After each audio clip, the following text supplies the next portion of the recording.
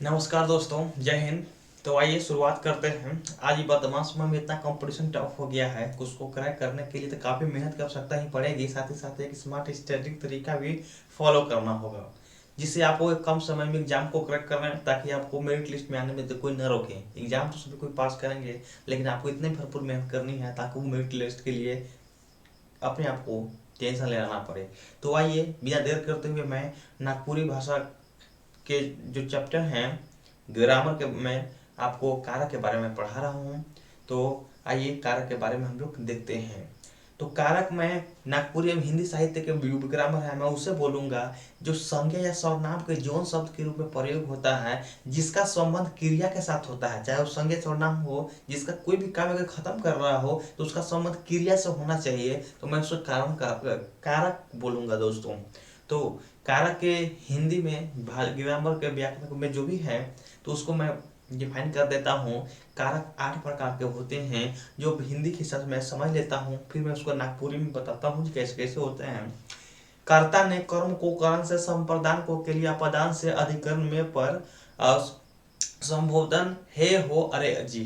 यानी कि ये आपको अगर कहीं ना कहीं संज्ञा या सर्वनाम के साथ किसी भी रिलेटिविटी, उसको क्रिया के साथ संबंध को बताएगा, तो समझ लीजिएगा दोस्तों वो कारक के बारे में इंडिकेट कर रहा है, कारक के बारे में बता रहा है।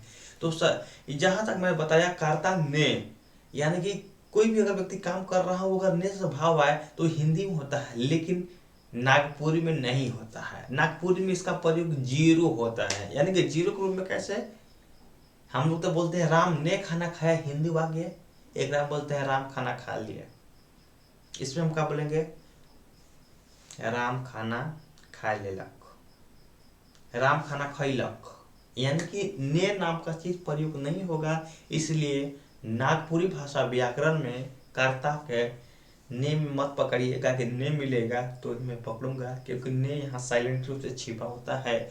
उसके बाद नेक्स्ट हम लोग कर्म कारक के बारे में बताता हूँ, जहाँ पे दोनों जगह पर सेम प्रयोग होते हैं हिंदी और नागपुरी में।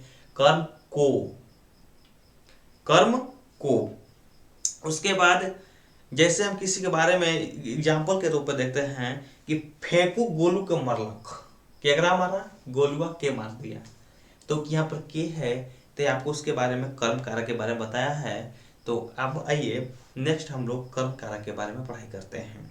करण के मामले में मतलब यहाँ पर से का बात अर्थ हुआ दोस्तों, कर्ता ने कर्म को करण से।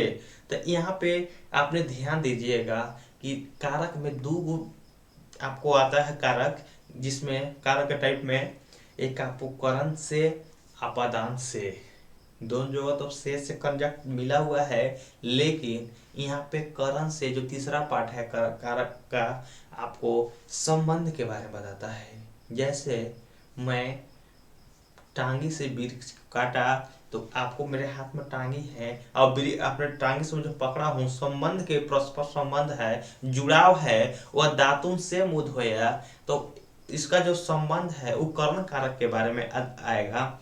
और वही वृक्ष से पत्ते गिरते हैं, ठीक है, वह पत्थर से चला के मारा, यानी कि में जुदाई के बारे में अगर बताएगा तो वह अपदान का भाव होगा। इसमें आप कंफ्यूज मत कीजिएगा, अक्सर परीक्षा में यही कंफ्यूज करने वाला क्वेश्चन देगा। तो आइए, तो आपने ये देख लिया कि कर्ता, कर्म, करण। अब उसके बाद हम लोग संप्रदान के बारे में देख लें। काको के लिए, वह नौकरी के लिए पढ़ाई करता है, तो यहाँ के लिए वाला जो भाव आएगा कारक दोस्तों, संप्रदान कारक के रूप में इस्तेमाल किए जाएंगे। और अपदान के बारे में तो बता दिया कि यहाँ भी से का प्रयोग किया जाता है, करण से, अपदान से, लेकिन अपदान में जुदाई की भावना होता है।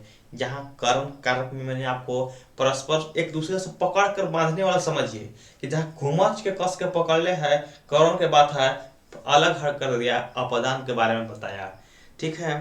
तो संबंध के बारे में काको के लिए अपना संबंध के बारे में बताएगा कि मेरा उससे जुड़ाव है, इस संबंध के बारे में। यहाँ पे आपको से का बात बताया था, मैं जुड़ाव के लिए अपदान था, लेकिन परस्पर संबंध काको के लिए रहेगा संबंध के लिए, तो उसको मैं संबंध कारक बोलूंगा। अधिकरण में पर, जैसे टेबल पर पुस्तक पड़ी हुई है, ठीक है, मैं वह किताब में क्या ढूंढ रहा है। यानी कि मैं और पे पर की भावना जहाँ तक आएगा इन अपॉन चाहे किसी वजह से जो हो गया वो आपका अधिकरण कारक के रूप में मैं उसको बोलूंगा। इसके बाद लास्ट आपका कारक का अंतिम 8वां होता है संबोधन कारक। हे हो, अरे अजी, हे राम यहाँ आओ, हे कृष्ण वहाँ जाओ। यानी कि जहाँ पर ये बहुत सिंपल होता है, जहाँ में हे हो अरे अजी शब्द का प्रयोग किया जाएगा प्रत्येक उपसर्ग के रूप में, तो आप सीधा जानेंगे कि ये किसी व्यक्ति को संबोधित कर रहा है, यानी कि संबंध कारक के बारे में बताया जा रहा है। तो दोस्तों मैं उम्मीद करता हूँ कि आपको कारक संबंधी एक भी फैक्ट, एक भी क्वेश्चन नहीं छूटना चाहिए। आप वीडियो को अगर नहीं फिर भी समझ पा रहे तो स्किप करके बार बार रोक के देखिए ताकि आपको किसी प्रकार की दिक्कत ना हो। तो मिलते हैं नेक्स्ट वीडियो में, तब तक के लिए धन्यवाद। क्योंकि आपको कारक के वीडियो के लिए दूसरा वीडियो की आवश्यकता नहीं पड़ेगी यदि आप ध्यान से देखे होंगे तो चलिए, जय हिंद।